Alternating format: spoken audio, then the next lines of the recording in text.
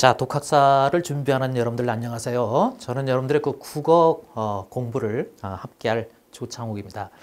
자, 여러분들이 이제 국어를 준비하면서 이 국어의 좀 광범위함에 놀라게 될 텐데, 그래도 이제 60점을 이제 넘기면 되는데, 우리가 한 80점 정도 목표로 삼아서 공부를 해보면은 아마 충분히 단기간에 합격할 수 있을 것이라고 생각됩니다. 자, 그렇다면 여러분들하고 앞으로 어떻게 우리 독학사 강의를 대비해 나갈 것인지 간단하게 좀 설명을 드리고 공부 시작하도록 하겠습니다. 자, 우리는 여러분들이 이제 받으신 그 교재를 이제 반드시 준비하시고요. 그 교재 중심으로 진행을 해보도록 하겠습니다. 여러분들이 공부하는 데 있어서 약간 주의할 거 몇 가지 미리 말씀드리면요. 일단 여러분들이 단기간에 이 공부를 하는 상황에서는 이 강의 듣는 것이 정말 제일 중요합니다. 그러니까 효율적으로 공부하는 것이 우리에게 꼭 필요하기 때문에 아마 이 강의가 여러분들한테는 제일 중요하지 않을까 이렇게 생각합니다. 이 강의를 들을 때 주의할 것은 뭐냐면은 집중해서 들어야 됩니다. 이제 우리가 인강으로 또 많이 듣다 보니까 집중력이 좀 떨어져서 이제 공부한 것도 한 게 아닌 것처럼 잊어버리거나 아니면 소홀하게 여기는 이런 경우가 있으면 안 되거든요. 선생님이 아무래도 여러분들 교재를 이용해서 함께 공부를 하는데 아마 중요한 사항이 있죠. 이 중요한 사항은 강조를 할 거예요. 그럼 여러분들은 이렇게 별표도 달고 표시도 하고 또 조금 더 깊게 들어가야 될 것들은 보충 설명을 해드릴 겁니다. 그러니까 보충 설명을 해드리면은 그 책의 좀 빈 공간 같은 데를 이용해 가지고 깔끔하게 정리도 하고 이렇게 하시면서 공부를 하면 되죠. 그냥 쓱 이렇게 선생님이 넘어가는 것도 있을 거예요. 쓱 넘어가는 거. 이런 것은 한번 읽어보세요. 넘어가는 것. 그런 것들은 출제 비중은 좀 떨어지는 거니까 말씀드리면 이런 것들은 한 번 정도 읽어보는 것으로 여러분들도 그냥 이렇게 쉽게 넘기시면 됩니다. 그리고 좀 집중적으로 설명하는 것들은 여러분들도 잘 좀 따라서 이제 머릿속에 넣어두셔야 되니까 따로 좀 정리를 꼭 하시기 바랍니다. 아무래도 이제 공부할 때는 단권화하는 것이 굉장히 좋거든요. 그래서 공책을 이용해서 따로 이렇게 쓰는 것보다 이제 우리 교재에 빈 공간 같은 데 이용해 가지고 쓰면서 이 책 한 권으로 끝내겠다 이렇게 마음을 먹으면 됩니다. 그래서 책부터 먼저 딱 준비하시고 거기서 별표 찍고 별표하고 또 깊게 설명해 드리는 거 있으면은 정리를 또 이렇게 해드리는 것마다 여러분들도 필기를 하시고 그러면 됩니다. 아마 선생님이 중요사항 별표하는 것과 그 다음에 또 이제 또 깊게 들어가야 될 것들은 깔끔하게 판서를 해 드릴 겁니다. 그럼 여러분들도 책에다가 적으면서 따라오시게 되면 뭐 독학사 국어에서 출제되는 문제 대부분은 아마 쉽게 해결할 수 있지 않을까 싶습니다. 또 머릿속에 또 잘 안 들어가는 거 이런 것들은 또 암기 비법 같은 거 이제 우리 시험이 이게 객관식 시험이잖아요. 객관식 시험은 중고등학교 때 공부하는 방식으로 여러분들이 하셔야 됩니다. 그래서 뭐 국어 시험 여러분들도 한번 이렇게 기출 문제를 봤는지 모르겠는데 뭐 자음 하나 모음 하나 이런 거 살짝 바꿔가지고 틀리게 내고 하니까 아마 좀 섬세하게 공부해야 되고 원래 객관식 문제의 특징은 그런 것이라 생각하시고 잘 판단을 하셔야 됩니다. 그러니까 우리는 또 이 문자의 특성이 소리 문자거든요. 이 한자처럼 뜻글자 같은 경우는 이런 거 하나 가지고 이걸 사람으로 해석하든지 뭐 나무로 해석하든지 뭐 여러 가지 다양하게 해석할 수도 있겠죠. 근데 우리 국어 같은 경우는 소리 문자니까 소리를 나타내는 이 글자가 무엇이 왔는가에 따라서 뜻이 완전히 달라지는 경우가 많아요. 그렇기 때문에 우리는 좀 더 섬세하게 공부를 해야 됩니다. 뭐 예를 들어서 여러분들 시각 이런 말이 있고 뭐 시간 이런 말이 있잖아요. 지금 차이가 요거밖에 없잖아요. 이거밖에 없는데도 시각과 시간은 뜻이 다르다는 겁니다. 시각은 특정 시점을 말하는 거고 시간은 이건 사이간자니까 시각과 시각 사이의 간격을 말해요. 그러니까 지금 이 시각 교통 상황 이렇게 하면 맞지만 지금 이 시간 교통 상황 하면은 이건 틀리는 겁니다.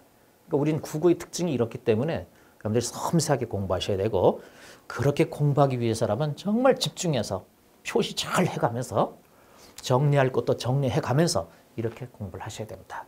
그렇게 공부를 한 뒤에는 어떻게 하면 되겠습니까? 그렇게 공부한 뒤에는 뭐 이제 복습을 해야 되겠죠. 그런데 공부의 왕도가 뭡니까? 공부의 왕도, 응? 공부 잘하는 방법 도대체 뭐냐? 최고의 방법 그거 반복밖에 없거든요. 반복. 그러니까 여러분들도 어떻게 보면 이제 국어 공부 이렇게 처음 시작할 때 좀 막막한 생각이 들 거예요. 그리고 별로 어렵지 않은 내용인데도 불구하고 좀 어렵게 느껴지고 이럴 텐데 그러한 것들은 이 반복을 통해서 다 극복이 된다는 겁니다. 반복하면 안 되는 사람이 없습니다. 그래서 반드시 이게 바로 공부의 왕도다. 내가 처음 들어서 잘 모르는 것이 있다 하더라도 무조건 난 반복하면 합격할 수 있다. 이렇게 마음 먹으면 그 100% 팩트입니다. 그러니까 이 반복을 해내 그 바꿔 얘기하면 복습하는 거 아닙니까? 여러분들 예습은 필요 없다는 겁니다. 예습 같은 경우는 좀 비효율적이라고 볼 수가 있어요. 선생님이 또 강의를 어떻게 이끌어 나갈지 여러분들 잘 모르잖아요. 그럼 제일 좋은 게 강의 듣고 들은 것을 반복해서 보는 것이죠. 여러분들 이 복습할 때 우리 이제 인강으로 강의를 듣는다라고 한다면 뭐 한 강, 뭐 한 50분이나 60분 이렇게 강의가 이루어질 거 아닙니까? 그러면 강의를 한 강 딱 듣고 난 뒤에는 너무 연달아 듣지 말고 뭐 사람이나 뭐 기계나 다 휴식이 필요하거든요. 그 다음에는 이제 휴식을 취해야 되는데 바로 휴식에 들어가지 말고 먼저 요 50분 동안 들었던 것을 한 10분 정도 이용해서 복습을 하는 겁니다. 이렇게 복습을 해요. 그리고 또 바로 또 공부 들어가면 또 피곤하니까 한 5분이나 10분 정도는 뭐 좀 눈을 감고 있거나 아니면 좀 휴식을 취하는 이런 시간을 딱 갖고 그런 다음 이제 두 번째 강의로 들어가는 거죠. 그래서 두 번째 강의가 또 끝났어요. 그럼 또다시 어떻게 하겠습니까? 10분 동안에 복습하겠죠. 그리고 10분 동안 휴식을 취하겠죠. 근데 바로 이 10분 복습, 이 복습하는 시간, 그때 중요한 게 뭐라는 겁니까? 첫 강 들었던 것부터 다시 처음부터 다시 첫 강 들었던 것부터 반복을 해야 한다는 겁니다. 만약에 세 번째 강 끝났다. 그러면 요 10분 동안 복습할 때 첫 번째 강의, 두 번째 강의 복습했던 걸 다시 복습하고 세 번째 강의 복습하고 꼭 이렇게 하셔야 됩니다. 여러분들 짧게 공부하고 빨리 붙고 싶지 않습니까? 공부는 이 세상에서 정말 제일 힘든 일이라고 할 수가 있는데 이건 힘든 일은 가능한 한 좀 시간을 단축하는 게 좋거든요. 그래서 여러분들이 빨리 합격하고 싶다면 반드시 처음부터 다시 복습한다. 요거를 놓치면 안 됩니다. 그래서 여러분들 이 책 한 권 가지고 그냥 하라는 겁니다. 단권화 시켜가지고.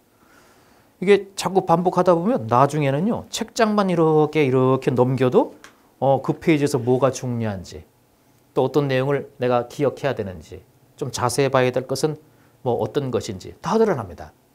그래서 거의 뭐 마지막 강까지 갔다. 그래도 이 전체를 다 복습하는데 한 1시간 정도면 충분합니다. 하여튼 뭐 반복 외에는 뭐 더 이상 좋은 공부가 없으니까 요거 여러분들 꼭 좀 실천해 보시기 바랍니다. 자, 그렇다면 여러분들한테 이제 당부드리고 싶은 것이 이렇게 한 두 가지인데 뭐 좀 참고적으로 얘기한다면 공부하시다가 너무 어렵다. 사람마다 또 어렵고 쉬운 대상이 좀 다르거든요. 너무 어렵다 싶으면은 그건 조금 나중에 보겠다라는 생각으로 그냥 넘어가시기 바랍니다. 왜냐하면 뭐 우리가 꼭 100점을 얻어야지만 합격하는 것은 아니거든요. 그리고 뭐 또 뭐 더 좋은 점수 얻는다고 해가지고 무슨 자격이 달라지고 이러는 것도 아니기 때문에 합격만 하면 되니까 요 정도 점수를 목표로 너무 어려운 것은 내가 좀 제외하고 그리고 나머지 부분을 또 열심히 하겠다. 이런 작전으로 가시기 바랍니다. 그러면 좀 마음이 편해지거든요.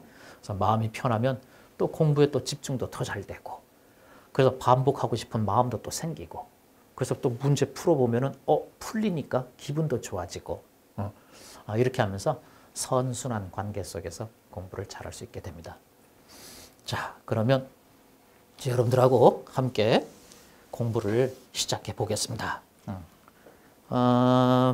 교재 맨 앞을 이제 또 펴 보시면은 이제 기출 문제가 있고, 그건 나중에 우리가 살펴보기로 하고, 이제 국어와 관련된 국어학이라고 있죠. 그 파트 1 국어학과 관련된 부분 공부 한번 들어가 보겠습니다. 그러니까 이 부분은 주로 무엇을 다루고 있는 부분이냐면은 국어의 문법과 관련된 부분이라고 보시면 돼요. 우리가 보통 국어의 문법 하면은 문법이라는 게 뭐겠습니까?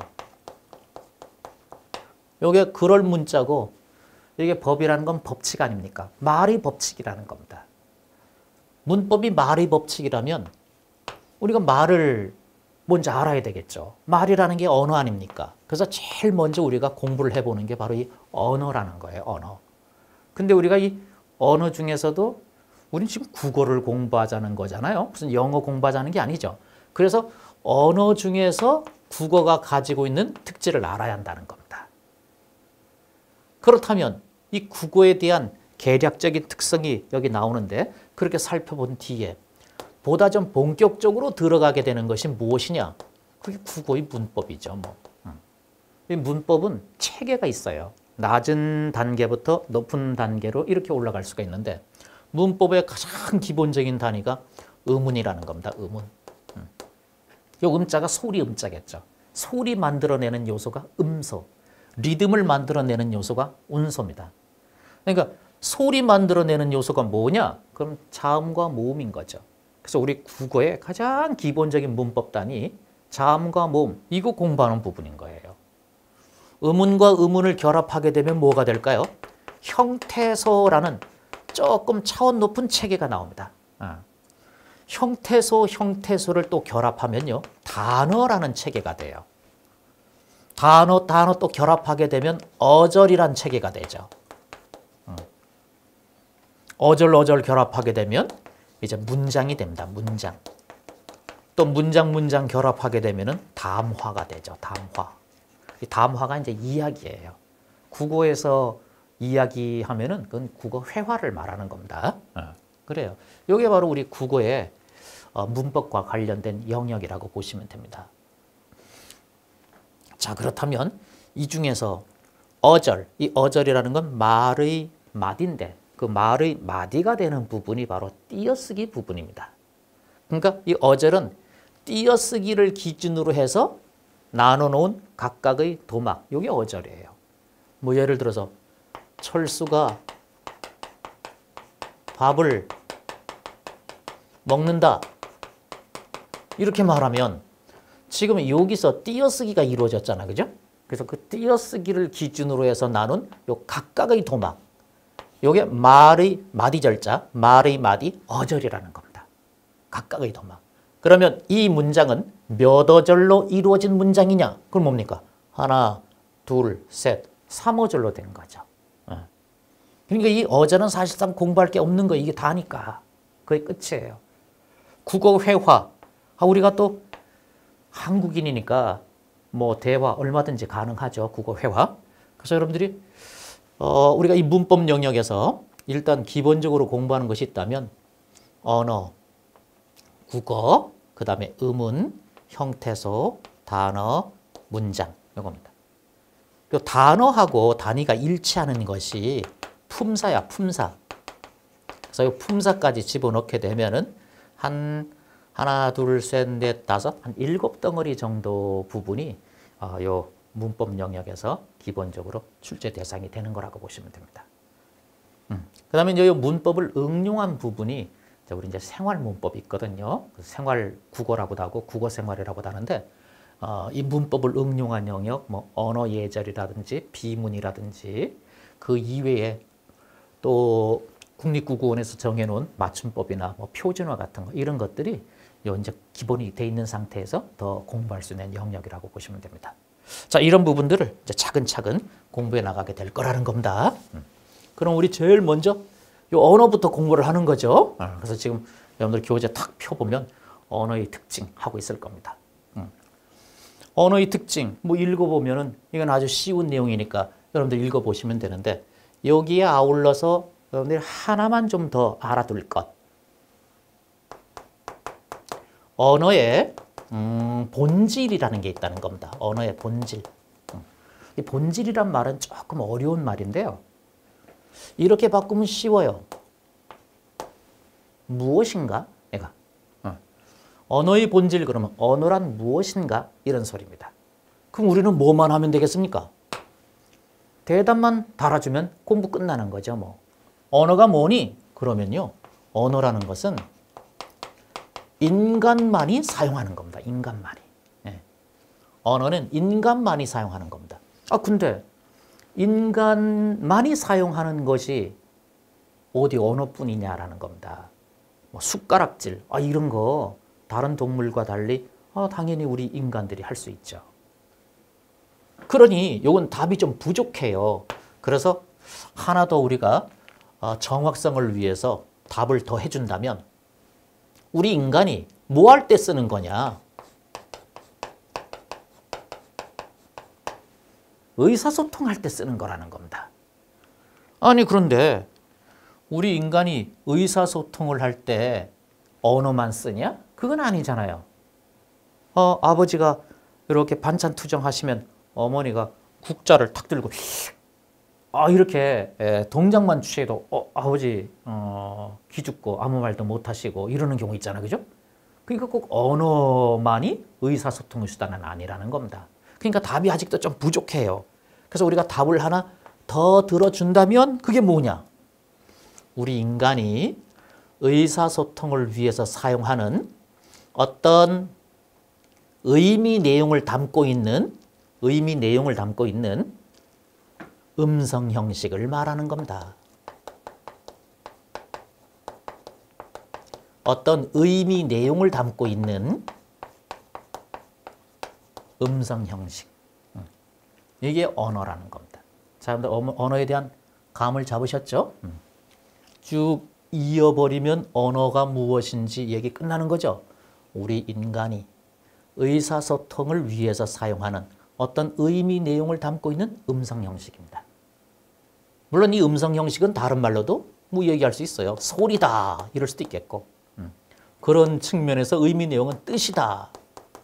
그러니까 소리와 뜻 관계 뭐 이런 말이 가끔가다 나올 텐데 이 둘의 관계를 말하는 겁니다. 어떤 뜻을 담고 있는 음성 형식. 만약에 이런 내용이 있다. 이런 내용이 있어요. 그걸 우리가 소리로 표현할 거 아닙니까? 엄마 이렇게 표현하겠죠. 어떤 의미 내용을 담고 있는 음성 형식. 요게 언어라는 겁니다. 요게. 별로 어렵지 않죠? 자, 요거 아주 명심하시고요. 그렇다면 이제 두 번째 언어와 문화의 관계가 있는데 이건 가끔가다 출제가 될 수가 있어요. 그러니까 여러분들이 포인트만 탁 잡고 들어가면 됩니다. 자, 보세요. 언어와 문화의 관계 아주 긴밀하다는 거죠. 문화와 언어, 언어와 문화는 긴밀하다는 겁니다. 긴밀해요. 그러니까 이 대표적인 예로 여기 감각어를 들고 있는데 여러분들도 책에다 이렇게 표시를 꼭 하세요. 그래서 그것만 보면 되니까 그 책부터 먼저 딱 준비해가지고 선생님이 표시해 주는 대로 그것만 보면 돼요. 그럼 아주 효율적으로 공부할 수 있고 늘 뭡니까? 처음부터 다시 이렇게 따라오시면 돼요. 이 감각어라는 것이 있죠. 감각어. 이 감각어뿐만 아니라 뭐 상징어 이런 거. 이 감각어는 색채어를 말하는 겁니다. 뭐 맛감각어 이런 거 말하는 거죠. 맛 나타내는 말, 색깔 나타내는 말. 근데 우리 감각어 있잖아요. 뭐 예를 들어서 노랗다 이런 거 있다고 생각해 보세요. 근데 우리는 노란 색감을 나타내는 말이 요것만 있는 게 아니에요. 영어는 뭐밖에 없어요. 노랗다. 옐로우 요 하나밖에 없거든요. 근데 노랗다, 뭐 노르스름하다, 뭐 노르 툭툭하다. 하여튼 뭐 노라타와 관련된 말이 수십 가지도 넘습니다. 이런 다양한 감각어를 다른 외국어로 표현할 수 있을까? 어렵다는 겁니다. 우리 민족은 예로부터 감각적인 특성을 갖고 있었거든요. 우리는 그런 문화적 특성을 갖고 있어요. 그것이 언어에 반영된 건데 이걸 다른 언어로는 번역이 불가능해 거의? 그러니까 뭡니까? 언어와 문화는 아주 긴밀한 관계가 있죠. 근데 요 표현하고 요것도 조심해야 됩니다. 긴밀한 관계에 있는데 불가분의 관계는 아니라는 겁니다. 뗄래야 뗄 수 없는 관계다. 이렇게 볼 수는 없다는 거예요. 자, 긴밀한 관계에 있기 때문에 불가분의 관계가 아닐까? 분자가 나눌 분자죠. 불가능하다 이거 아닙니까? 나누는 게 불가능한 관계인가? 아니라는 겁니다. 그 대표적인 사례로 뭐라는 거예요? 외국에 나간 사람. 이 사례를 그냥 옆에다 적어 놓으세요. 여기 굉장히 기니까. 외국에 탁 나간 사람이 외국어를 쓴다고 해가지고 모국어를 갖다가 잊어버리나? 안 그렇다는 겁니다. 외국 문화생활을 하면 외국어만 쓰고 우리 모국어는 쓰지 못하나? 아니라는 겁니다. 그러니까 뗄래야 뗄 수 없는 관계? 이거 아니라는 것이죠. 한국인이 한국 문화권에서 생활하거나 아니면 한국인이 영어 문화권에서 생활을 하거나 어쨌든 자기가 익힌 모국어는 잊지 않더라는 겁니다. 그러니까 불가분의 관계는 아니라는 겁니다. 요것이 시험에 나올 대상인 거예요. 긴밀한 관계에 있으니 불가분의 관계가 아닐까? 이렇게 혼동할 수 있다는 겁니다. 나오면 요거 아니다. 그렇게 탁 알아두시면 됩니다. 자,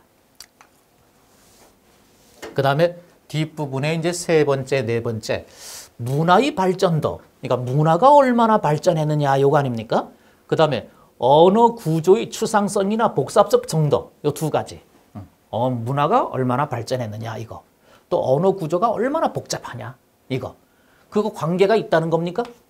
없다는 겁니다. 그럼 시험 문제에서는 또 어떻게 낼까요? 틀리게 내고 싶으면. 출제자분들은 어떻게 하면 틀리게 낼까? 요거 연구하는 분들 아닙니까? 문화의 발전도는 언어 구조의 추상성, 복잡성의 정도와 밀접한 관련이 있다. 이렇게 내는 거야. 그러니까 또 들어보면 그럴 것 같기도 하고 이렇거든요. 아니라는 겁니다. 아무리 미개인들이 언어라도 뭐라는 거예요? 얼마든지 추상적이고 복잡한 그런 언어적 특성, 구조를 갖고 있다는 겁니다. 자, 마지막으로 이번엔 종족하고 종족이나 민족이나 마찬가지입니다. 언어 사이에도 어떤 본질적인 연관성이 있는가? 없다는 겁니다. 그러니까 뭐 한 종족은 하나의 언어만 쓰는가? 아니라는 겁니다. 심지어 전 세계적으로 볼 때 두 가지 이상의 국어를 선택하고 있는 나라도 꽤 많다는 겁니다. 뭐 여러분들 캐나다 같은 경우는 영어하고 프랑스어를 둘 다 국어로 삼고 있잖아, 그죠? 심지어 필리핀 같은 경우도 필리핀 원주민 언어가 있고 그 다음에 영어가 있고 두 가지를 다 국어로 삼고 있어요. 이렇거든요. 그러니까 종족하고 언어는 본질적 연관성이 없다는 겁니다. 자, 쉬운 내용이었죠? 이렇게 네 가지 탁 체크해 놓고 넘어가시면 됩니다. 자, 그렇다면 이제 조금 더 깊게 들어가서 이제 언어를 습득하는 과정이 있죠. 그 언어의 습득과 관련된 이론이 두 개가 있는데 요거 가끔 출제가 됩니다. 하나는 경험주의 이론이고 또 하나는 합리주의 이론입니다. 그 두 가지 이렇게 경험주의와 합리주의 두 가지 이론이 있다면 그거 비교, 대조하는 문제, 공통점, 차이점 묻는 문제, 특히 여기서는 차이점이겠죠. 그런 문제 당연히 나온다는 겁니다. 그럼 어디 한번 경험주의부터 볼까요? 자, 용어 익히세요. 경험주의. 요거 다른 말로 뭐라고 한다는 겁니까? 행동주의. 이렇게 말한다는 겁니다. 그러니까 언어 습득을 경험에 의해서 습득하는 거니까 선천적이겠어요? 후천적이겠어요? 후천적입니다. 후천적. 그럼 우리가 뒤에서 배우게 될 합리주의 이론 같은 경우는 어떻겠습니까?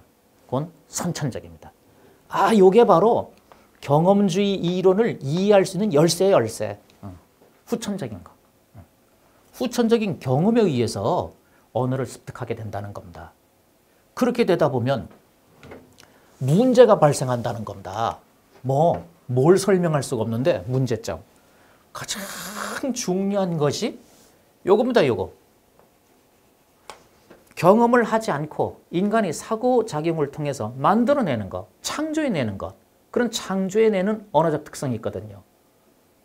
추상적이고 관념적인 거, 상상의 산물 이런 거 있잖아요. 무슨 귀신 이런 거. 그 경험했나? 무슨 유령, 무슨 용, 봉황새 이런 거 있잖아요. 또는 추상적인 개념 같은 거, 미래라든지, 성공이라든지 이런 거 있잖아요. 그런 언어를 만들어내고 사고하기도 하고 만들어내기도 하는데 이와 같이 경험을 통하지 않고 얻어지는 또는 만들어지는 언어적 요소, 언어적 특성을 설명 못한다는 겁니다. 자, 경험주의, 다른 말로 뭐라고요? 행동주의라고도 한다. 두 번째, 경험주의는 선천적인 것보다는 후천적인 것에 의해서 언어가 습득된다고 보는 거, 후천적. 그 다음에 문제점이 뭐라고요? 언어가 가지고 있는 창조적인 특성, 창조적인 요소를 설명 못한다는 겁니다. 그렇다면 합리론은 이게 된다는 것이죠. 합리주의적 이론 보실까요?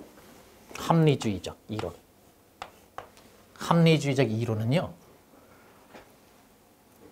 추상적인 선험적 지식이라 그랬죠? 이 선험적이라는 게 슬쩍 바꾸면 뭐라는 겁니까?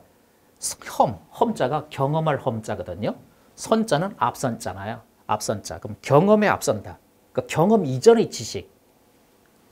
이게 선천적인 거예요. 선천적인 능력 또는 선천적인 지식 습득 능력이라는 거죠.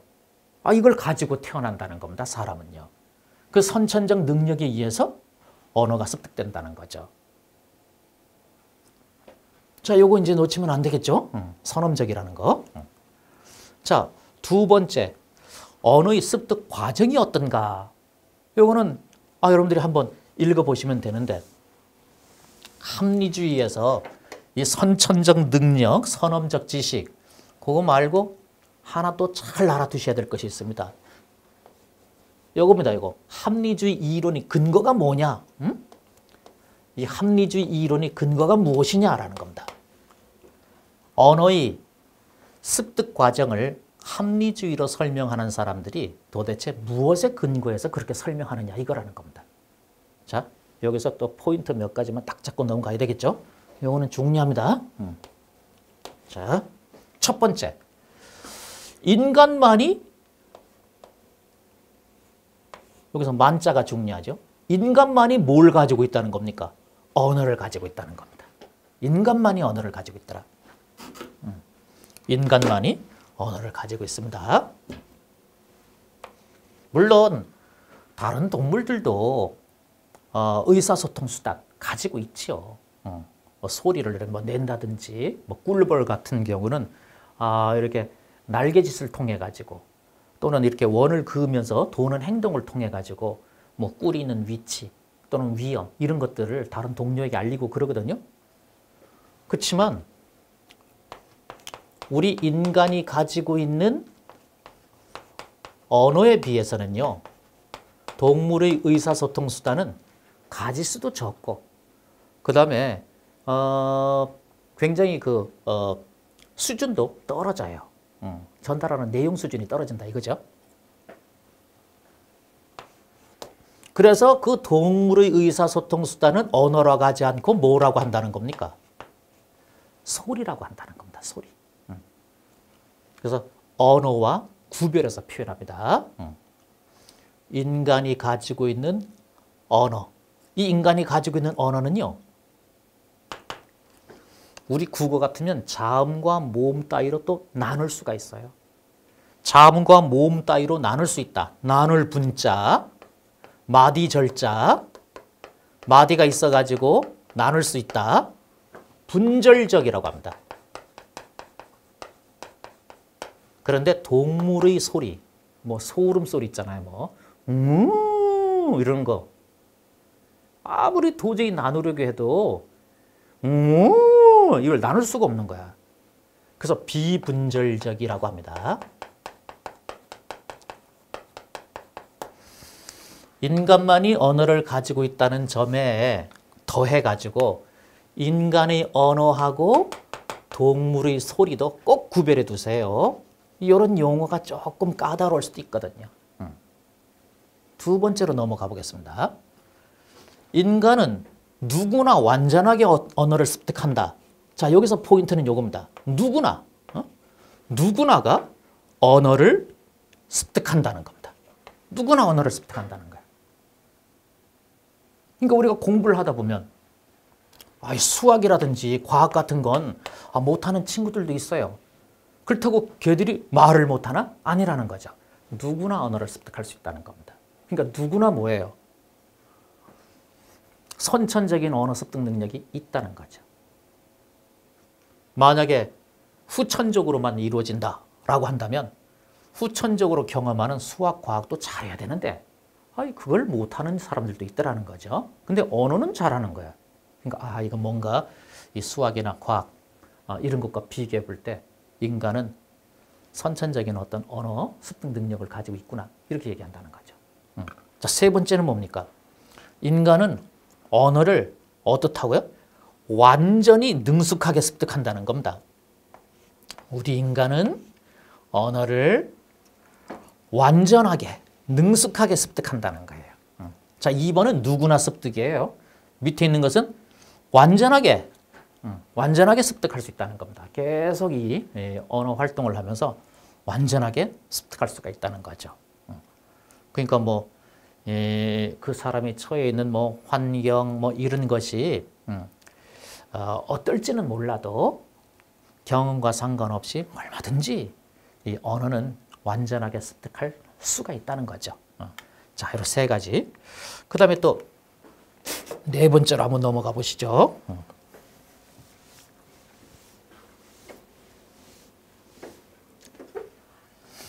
인간이 사용하는 언어 있죠. 이 언어는 극도로 추상적이고 고도로 복잡하다는 거죠. 그런데도 불구하고 어린이들은 어떻더라는 겁니까? 이렇게 추상적이고 복잡한 언어를 세상에 매우 짧은 시간 내에 언어를 습득하더라는 겁니다. 추상적이고 복잡한, 극도로 추상적이고 고도로 복잡한 이 언어는 그만큼 습득하는데 오래 걸려야 되는 거 아닙니까?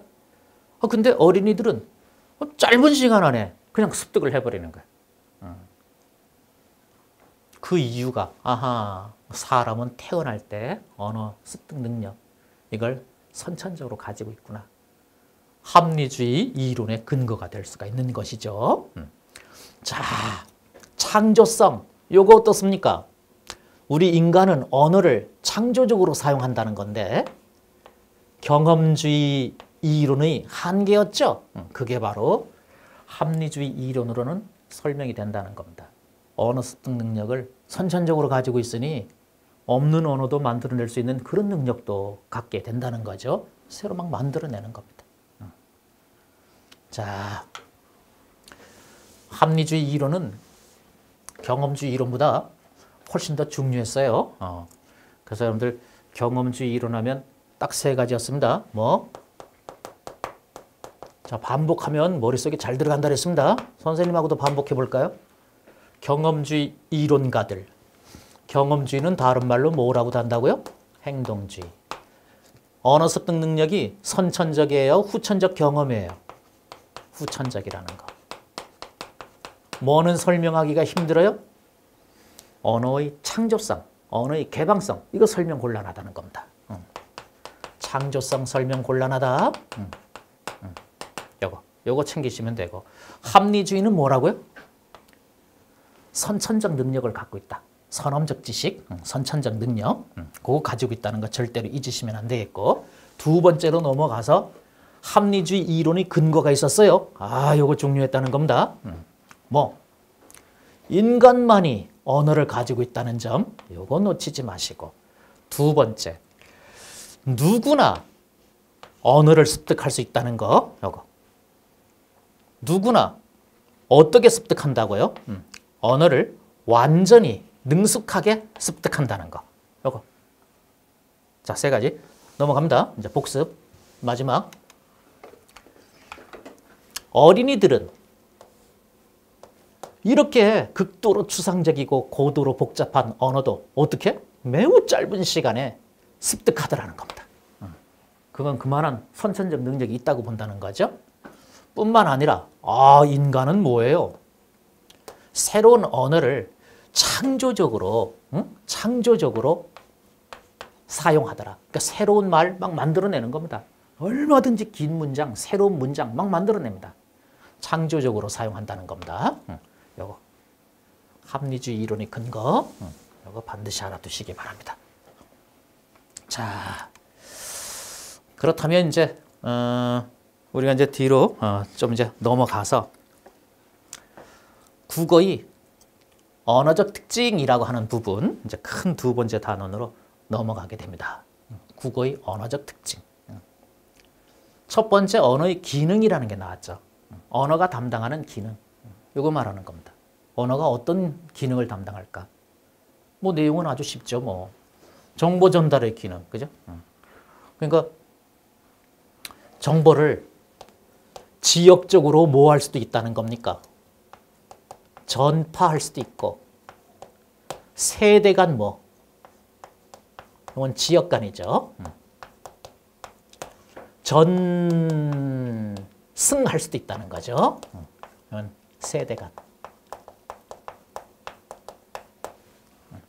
그러니까 언어를 이용해서 정보를 저장한 다음 그걸 다른 지역으로 다음 세대로 전달할 수 있다는 겁니다. 이 정보 전달이 보다 고도화되기 위해서는 언어를 이용한 저장 매체가 있어야 되겠죠. 그래서 이 정보 전달의 기능은 매체 발달과 밀접한 관련이 있습니다. 뭐 예를 들어 가지고 뭐 녹음기 같은 거 있잖아, 그죠? 예전에는 뭐 어떤 게 있었죠? 테이프 이런 거? 뭐 CD, 음반 같은 거 있잖아, 그죠? 뭐 요즘에는 뭐 메모리 스틱, USB 같은 것도 있죠? 등등등등등등. 이런 매체의 발달과 언어의 정보 전달 기능은 밀접한 관련이 있다는 겁니다. 우리는 좀 최근에 있는 매체를 들었는데 옛날 같으면은 무슨 동굴에다가 벽화 같은 거 그릴 수도 있잖아요. 그 이후에 문자의 발명이라든지, 그죠? 또 종이 발명이라든지 이런 것도 언어의 정보 전달 기능을 획기적으로 높였던 사건이라고 볼 수가 있습니다. 자, 그래요. 그렇다면 두 번째, 표출적 기능. 오늘 정보 전달 기능은 이 두 가지를 꼭 챙겨보세요. 자, 표출적 기능이라고 하는 것이 있다는 겁니다. 이 표출적 기능이라는 것도 있고 표현적 기능이라는 것도 있어요. 표현적 기능이 우리 교재에 지금 나와 있지 않지만 참고적으로 한번 보시기 바랍니다. 언어의 기능은 가끔 출제될 수 있거든요. 말이 좀 비슷하잖아, 그죠? 표현적 기능과 표출적 기능. 이 표현적 기능은요, 표출적 기능하고 뭐가 다르냐라는 겁니다. 그 다른 점 하나 잘 체크해 두시면 되겠죠? 표현적 기능은 표현하려는 의도가 있어요. 근데 표출적 기능은 표출하려는 의도가 없습니다. 표출 의도가 없어요.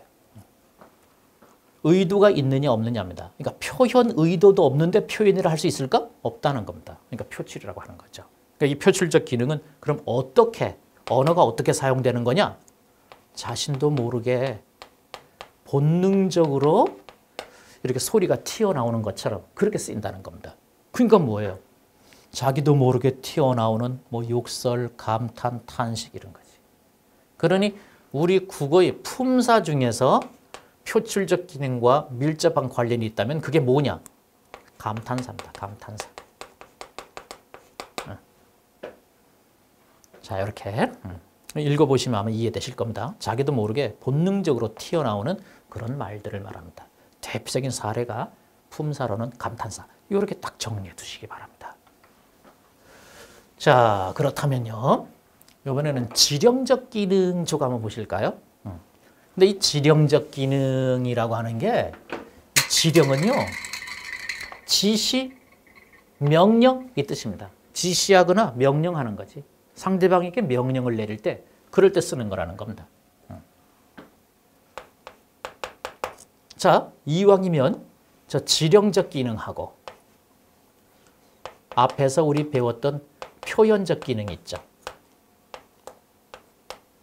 이거 같이 한번 살펴볼까요? 이 지령적 기능을 감화적 기능이라고도 합니다. 감화. 감화는 상대방을 느낄 감자거든요. 뭔가 느끼게 해서 화자, 변할 화자, 변화시키는 거야. 뭔가 탁 느끼게 해서 상대방의 행동을 변화시키는 겁니다. 여기는 금연구역입니다. 아, 이렇게 탁 말하면 여기가 금연구역이야? 느끼게 하는 거죠. 어이구, 담배 꺼야 되겠군. 행동을 변화시키는 거지. 여기는 금연구역입니다. 담배 꺼! 이렇게 직접적으로 표현하진 않았지만 뭔가 완곡하게 상대방의 행동을 변화시킬 때, 그럴 때 쓴 거죠. 자, 이 두 가지 간단하게 보실까요? 표현적 기능은 도대체 누가 표현하는 걸까요? 누가 표현하는가?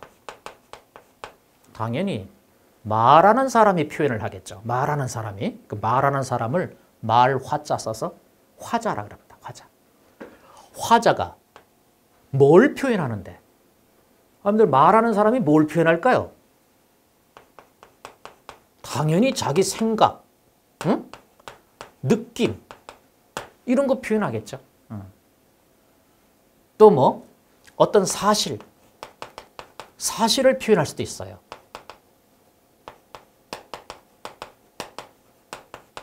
그런데 지령적 기능, 감화적 기능은 여기까지가 똑같아요. 약간 혼동할 수도 있다는 거지. 근데 이 둘은 뭔가 확실한 차이가 있다는 겁니다. 그걸 잘 알아두면 되겠죠. 표현적 기능은요, 화자가 말하는 사람이 자기 생각, 느낌, 사실을 표현하는 것으로 끝이에요. 근데 감화적 기능은 여기에 더해서 한 가지가 더 있다는 겁니다. 누구를 감화시켜요? 이걸 통해서 누구를? 말 듣는 사람, 들을 청자, 청자의 뭐를? 행동을 변화시킵니다. 그러니까 청자의 행동 변화를 요구하거나 유도하는 기능이라는 겁니다. 그러니까 여러분들 표현적 기능은 화자하고 밀접한 관련이 있죠. 근데 지령적, 감화적 기능은 누구하고 밀접한 관련이 있어요? 청자. 화자가 이 말을 하는 궁극적 이유가 청자 변화시키기 위해서입니다. 청자에 뭘 변화시켜요? 행동. 행동이 포인트예요. 행동 변화. 이게 있으면 감하고 지령이고 없으면 표현입니다. 여기는 금연구역입니다. 이랬죠. 물론 여기는 금연구역입니다. 이렇게 말했을 때 이거 금연구역이라는 사실을 알려주는구나. 사실을 표현하고 있어. 이럴 수도 있겠죠. 근데 여기는 금연구역입니다. 이랬을 때 감화라고 할 수도 있는 거 아닙니까? 지령. 담배 끄시오. 이렇게. 이게 우리말이 이렇게 좀 모호합니다. 자, 근데 객관식 문제는 답을 하나만 내야 되잖아요. 둘 중에 선택해야 됩니다. 그래서 여러분들 만약에 이제 이렇게 공부하다가 어떤 사례가 나왔을 때 혼동될 때는 좀 단순하게 생각해야 됩니다. 그러니까 여기서 여러분들 주의해야 될 게 너무 깊게 생각하지 말 것. 좀 일반적으로 생각할 것. 일반적인 경우 대체로 이 말은 언제 할까? 이거요. 여기는 금연구역입니다. 금연구역은 표시가 다 돼 있어요. 보면 알아요. 그런데 정보 알려주려고 어떤 사실을 알려주려고 이 말을 쓰겠습니까? 그러니 이거는 둘 중에 하나를 고른다면 지령, 감화를 선택해야 되겠군. 이런 생각 들죠? 그러니까 이 객관식 문제의 특성이 상대적으로 답을 내야 돼요. 내가 어떤 절대적 기준을 탁 두고 있으면 미쳐버립니다, 이게. 이것도 맞고 이것도 맞는데? 그래서 문제의 특성이 항상 객관식 문제는 가장 적절한 것은, 가장 알맞은 것은, 가장이란 말을 써요. 즉, 알맞은 게 여러 개란 뜻입니다. 그 중에서 제일 알맞은 거 상대적으로 하나만 골라라 이거기 때문에 여러분들 이런 문제 나왔을 때는 너무 깊게 생각하지 말 것. 일반적으로 이건 언제 쓸까? 이걸 기준으로 답을 골라야 됩니다. 요거 한 가지 주의하시기 바랍니다. 열심히 공부했는데 답 고르는 요령 몰라가지고 틀려버리면 너무 안타깝잖아요. 자, 요거 이렇게 딱 표현과 지령. 표현적 기능은 화자와 관련된다. 자기 생각, 느낌, 사실 표현하면 그것으로 끝이다.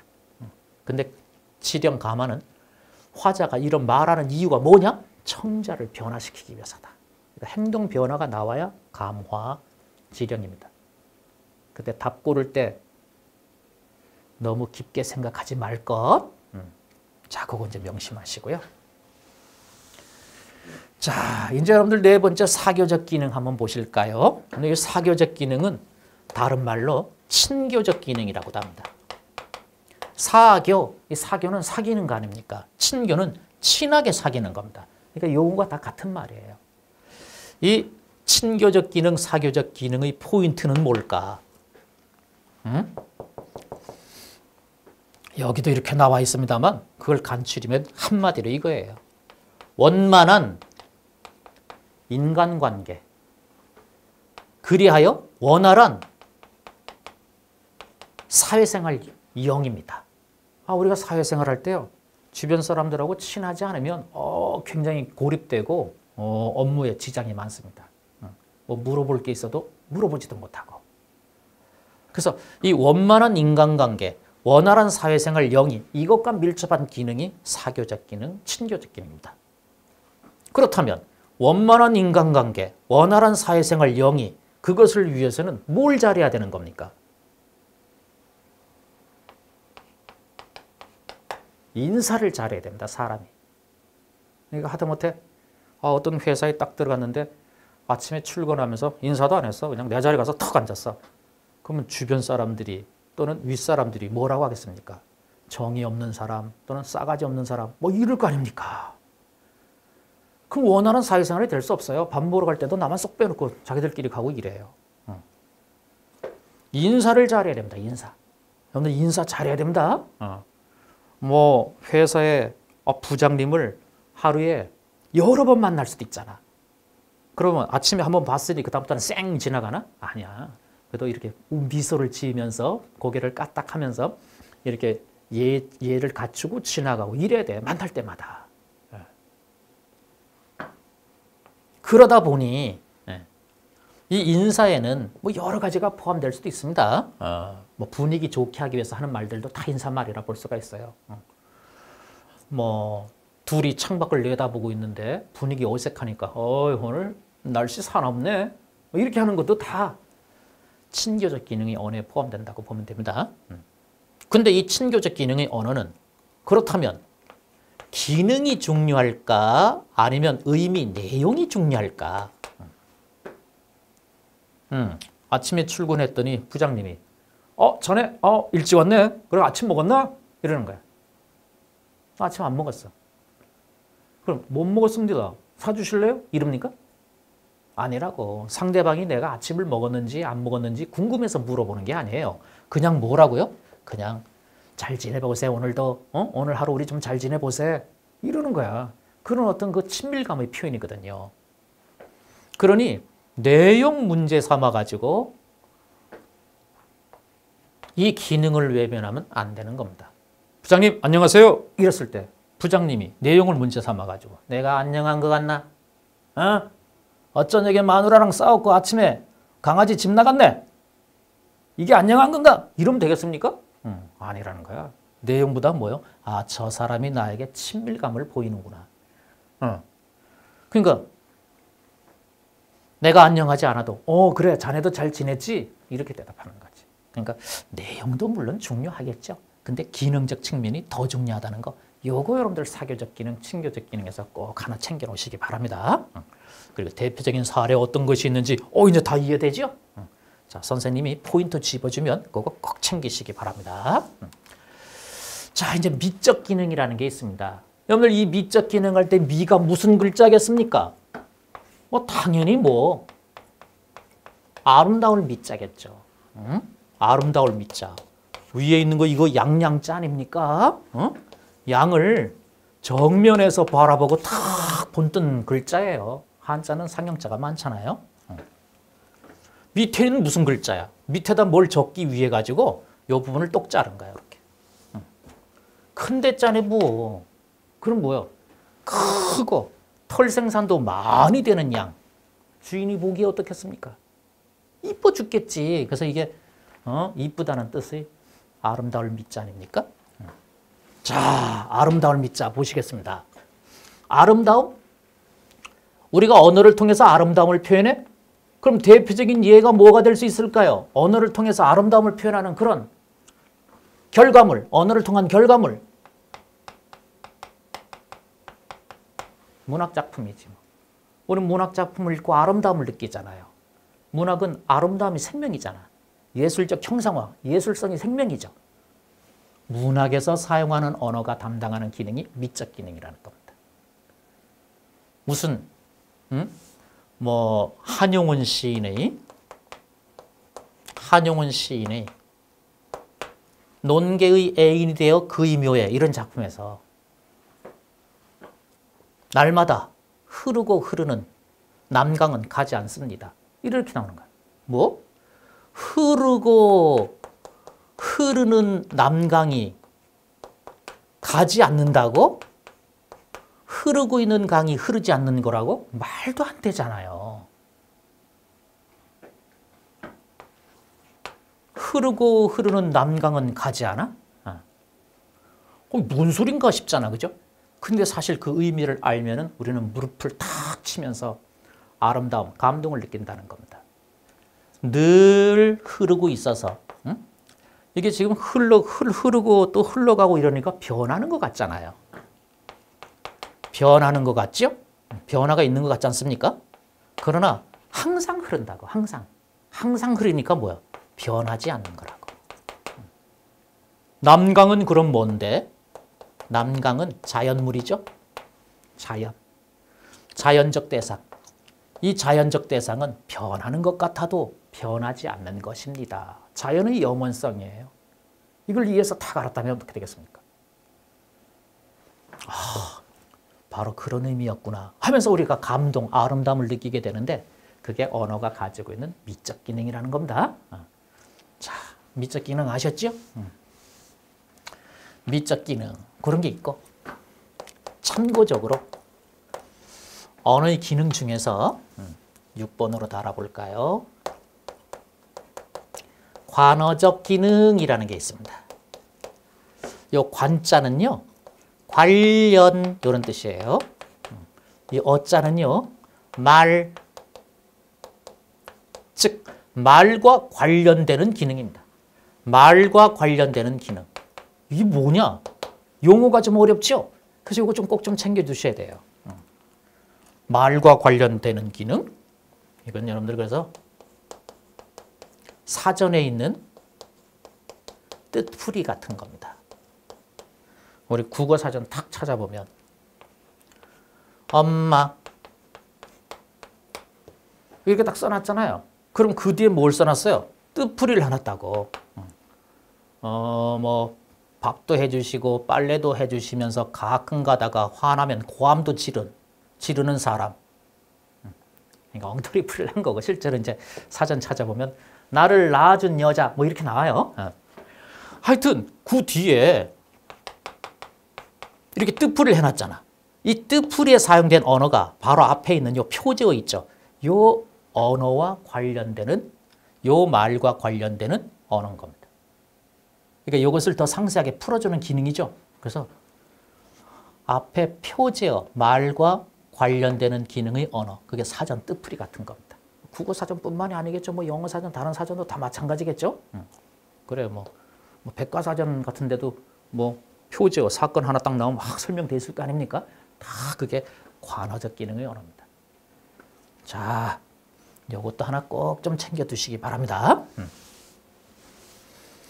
자, 여러분들 우리는 이번 시간에 여러분들하고 국어 공부 어떻게 하면 좋으냐 이런 얘기하고 국어와 관련된 공부를 조금 해봤어요. 아직은 뭐 본격적으로 들어가지 않아서 그렇게 어려운 것은 없었는데 공부하는 방법을 첫째 시간에는 잘 익히셔야 되는 겁니다. 우리 앞으로 진도 어떻게 나갈지 봤죠? 그러니까 책 딱 준비해서 이 책을 가지고 단권화 시키는 겁니다. 거기에 선생님이 표시하라는 거 딱 표시해 두고 보충 설명 약간 심화사항 적어 드리는 것들을 그 책에다 그냥 적어야 돼요. 따로 공책 마련하면 막 공부하는데 번거로워져요. 빈 공간에다가 잘 적어서 처음부터 다시 이렇게 보는 겁니다. 처음부터 다시 안 하면 앞에 다 잊어먹고 6개월이면 한 3개월이면 할 거 한 6개월 가고 1년 가고 이렇게 됩니다. 그러니까 처음부터 다시 이렇게 공부해서 한 달 이내에 여러분들 공부 끝내겠다. 이런 마음을 한번 해보시기 바랍니다. 자, 그럼 다음 시간에 다시 만나도록 하겠습니다. 고생들 많으셨습니다.